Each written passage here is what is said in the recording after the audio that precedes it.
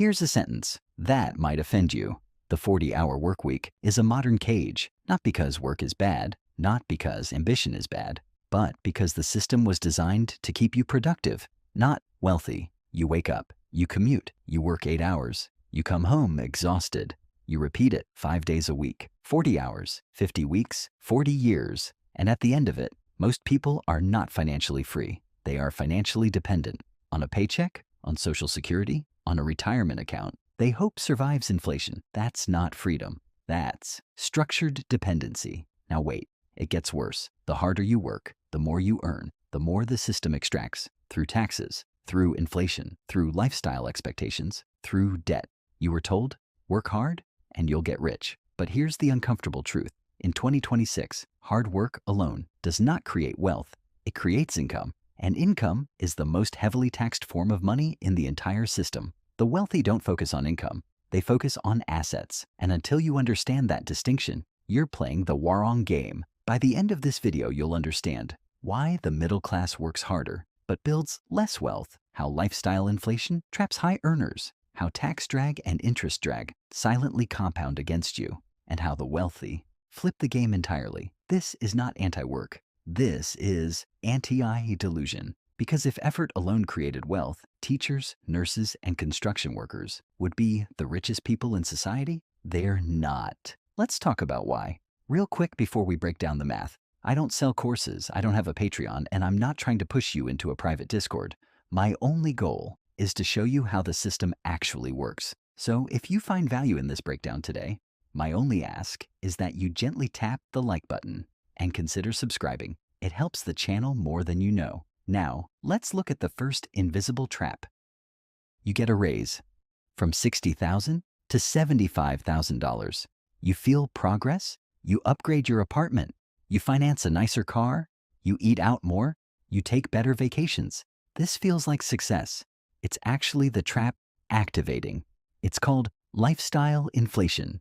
As income rises, expenses rise to match it. You don't feel richer, you just feel more comfortable. And comfort is expensive. Now, here's the math. Let's say you make $60,000 in 2026. After federal tax, payroll tax, and maybe state tax, your effective take-home might be around $45,000 to $48,000, depending on location. You save $5,000 per year. Now you get promoted to $85,000. Sounds amazing. But here's what happens. You move into a higher tax bracket. Your effective tax rate rises. You pay more in payroll taxes. Your state takes more. Now your take-home might be around $62,000 to $65,000. That's a $15,000 gross raise, but maybe only $14,000 net increase after taxes. Now, lifestyle inflation kicks in. Bigger rent, plus $6,000 per year. Car upgrade, plus $4,000 per year. Higher dining and travel, plus $3,000 per year. Your new savings? Maybe still $5,000 to $7,000. You worked harder, you earned more, but your wealth barely moved. And wait, it gets worse. Higher income often disqualifies you from tax credits, child tax credits, education credits, healthcare subsidies. The middle class sits in the worst zone. Too rich for assistance, too poor for sophisticated tax strategies. The tax design problem. Let's talk structure. In 2026, federal income tax is progressive. You move up brackets as income rises. Now understand something important. The wealthy rarely rely on salary. Middle-class earners rely primarily on W-2 income. W-2 income is fully visible, automatically withheld, subject to payroll tax, limited in deductions. Business owners and asset holders, different game. They earn through capital gains, dividends, business distributions, depreciation benefits, asset appreciation. Long-term capital gains tax rates are often lower than top income tax rates. Qualified dividends, tax advantaged. Unrealized capital gains, not taxed until sold. And wait, it gets worse. The ultra-wealthy often borrow against assets instead of selling them. Borrowing is not taxable income. Let that sink in. You work 40 hours, you get taxed immediately. They hold assets, they borrow against depreciation, they defer taxes. This is not conspiracy, it's structure. The system rewards ownership over labor, and if you only sell labor, you're permanently on the treadmill. Now we go full Tom mode. No emotion, just math. Tax drag. Tax drag is the reduction of investment returns due to taxation. Let's say you earn $100,000 in salary. Effective combined tax rate, federal, state, and payroll. Assume 30%. You keep $70,000. You invest $10,000 annually.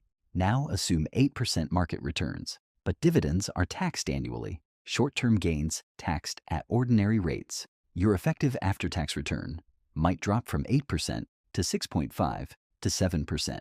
That 1 to 1.5% difference over 30 years? Massive. Let's calculate. $10,000 per year invested at 8% for 30 years. Future value is roughly $1.13 million.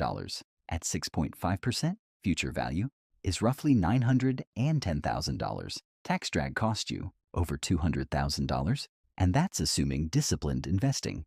Now layer inflation on top. Real return shrinks further.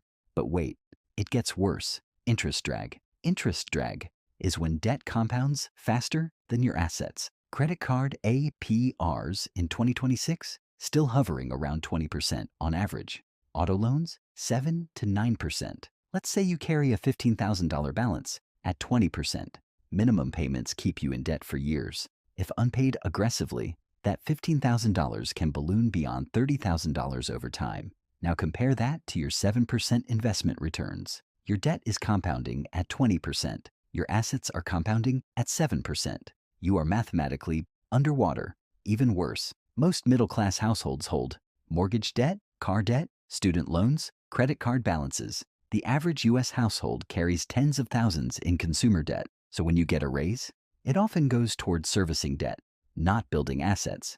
The raise illusion. Let's simulate something powerful. You earn $90,000, you get promoted to $120,000. Great news, but you move into a higher marginal bracket. Your effective tax rate increases. You increase 401k contributions. You upgrade lifestyle. You take on a larger mortgage. Now you're saving $15,000 per year instead of $10,000. Sounds like progress, but your expenses have risen by $20,000 annually. Your financial flexibility shrank. You have higher fixed obligations, higher stress, more dependency on continued income. You became more fragile, not freer. And wait, it gets worse. If a recession hits, high earners are often targeted for layoffs. Your burn rate is now higher, your runway is shorter, your lifestyle is heavier. The system didn't trap you because you were lazy. It trapped you because you were ambitious without assets. Now, we flip the board. The 1% do not primarily work for income. They acquire assets that produce income. Massive difference. Let's simplify. Middle class model, work, earn, spend, save, leftover, repeat. Wealth model, acquire asset, asset produces income, reinvest, repeat. Instead of asking, how do I make more per hour? They ask, how do I own something that pays me regardless of my time? Examples, equity in businesses, rental real estate, dividend producing stocks, private equity, intellectual property, assets produce, cash flow, appreciation, tax advantages, and wait, it gets better. Asset owners often benefit from depreciation deductions, real estate, capital gains rates, dividend tax advantages, business write-offs. Their income is structured differently. Now let's do one final math comparison. Person A earns $120,000 salary, saves $15,000 per year, invests at 7% after tax. After 30 years, is roughly $1.4 million. Person B builds or owns assets, producing $30,000 annual cash flow by year 10.